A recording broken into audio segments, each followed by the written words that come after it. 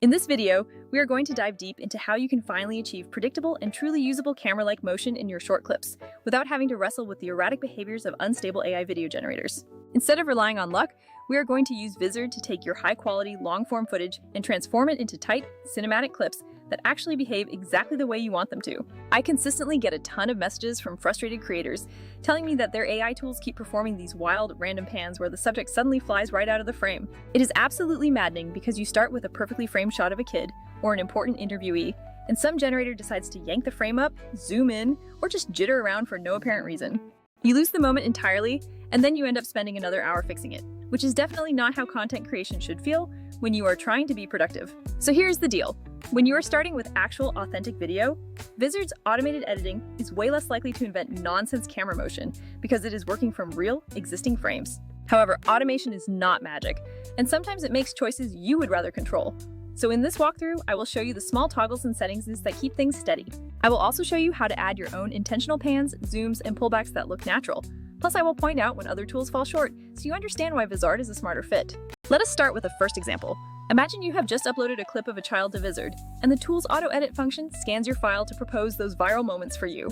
If you just accept everything blindly, the auto-crop can sometimes make weird framing decisions like cutting too tight or sliding away as the subject moves. The quick fix here is to go into the clip editor and simply turn off the enhanced auto-crop or auto-motion option, because that box is usually where the unpredictable behavior comes from. With that feature turned off, the crop stays locked and the subject remains perfectly centered, giving you a calm, usable scene that you can publish immediately without headaches.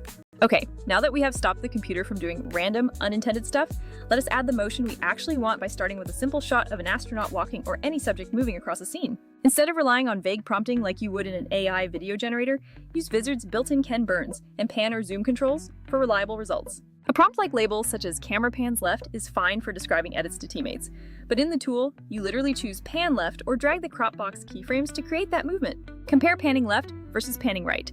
Both are smooth, and the subject stays perfectly inside the frame because you are editing the actual footage rather than reimagining pixels. This brings up an important note. Some AI generators will hallucinate details, like adding a face inside a helmet, or they will flip the direction of motion entirely compared to your text prompt. I have seen pan left prompts produce a rightward pan, and clockwise rotation prompts do the same for both directions, which is extremely frustrating and inconsistent for your workflow. With Vizard, when you keyframe the crop to move left, it moves left every single time. And if you want to tilt up or down, just add a slight vertical shift in the keyframes. Tilts tend to feel much subtler than pans, so my advice is to use them sparingly to keep the viewer from getting distracted by too much motion. Zooming is another one people absolutely love, and Vizard's zoom controls are truly excellent for pulling focus or emphasizing a specific part of your message. A slow in zoom adds nice drama, while a camera pullback is perfect for revealing context. But some generative tools just don't sell that zoom out movement convincingly.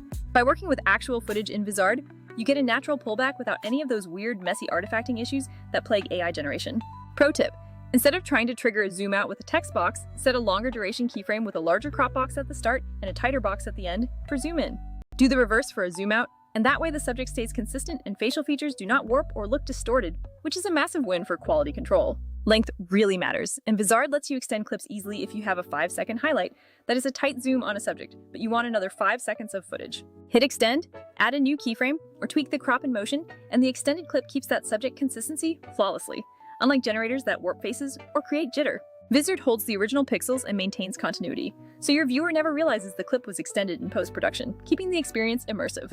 Rotation is an effect people ask for a lot, like a slow roll, tilt, or 3-degree rotation, but the reality is that rotation can look cool only if it stays subtle. I experimented with clockwise versus counterclockwise rotation and found that automated text-driven tools often do not respect the direction you actually asked for. With Vizard, you can literally rotate the frame or use the rotate keyframe control to create a spin and preview it, so you know exactly which way it is going before you commit. Just do not overdo it, because while small amounts add energy, big, dramatic spins look like an earthquake, which is probably not the vibe you want for your content.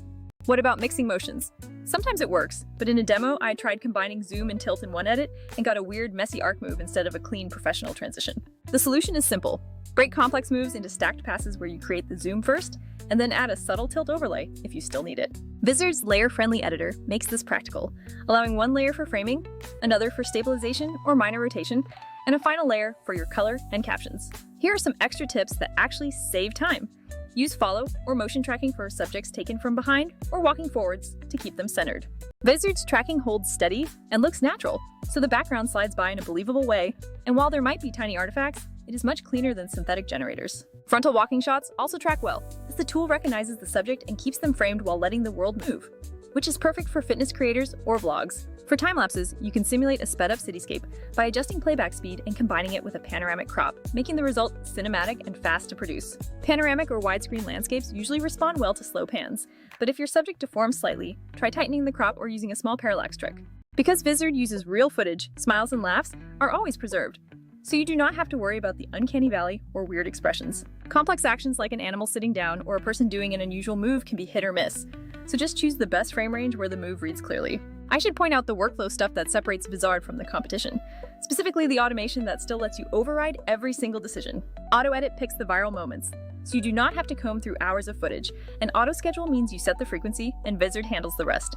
The content calendar gives you a single place to plan, tweak, and publish clips, which is huge for creators who want to scale without hiring a full-time editor. Contrast that with tools like Luma AI, which are great for generating new visuals but make unpredictable choices for camera motion or basic editors that force manual work. Those can be fine if you're making one polished piece, but if you're pumping out dozens of shorts a week, Vizard's auto-edit and scheduling combo is a real time saver. It is not perfect, and you will still want to glance through the pics and tweak keyframes for the best results, but it significantly lowers the labor barrier.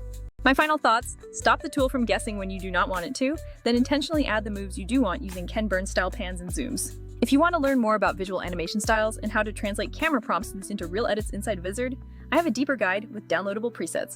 Try using the auto-edit to find your top clip, then apply a subtle pan or pullback, and you will be surprised how much more polished everything feels when the motion is intentional. Go take a long video, let Vizard find the viral bits, tame those crops, and add small deliberate motion because you will save hours and get way more consistent shorts into your feeds.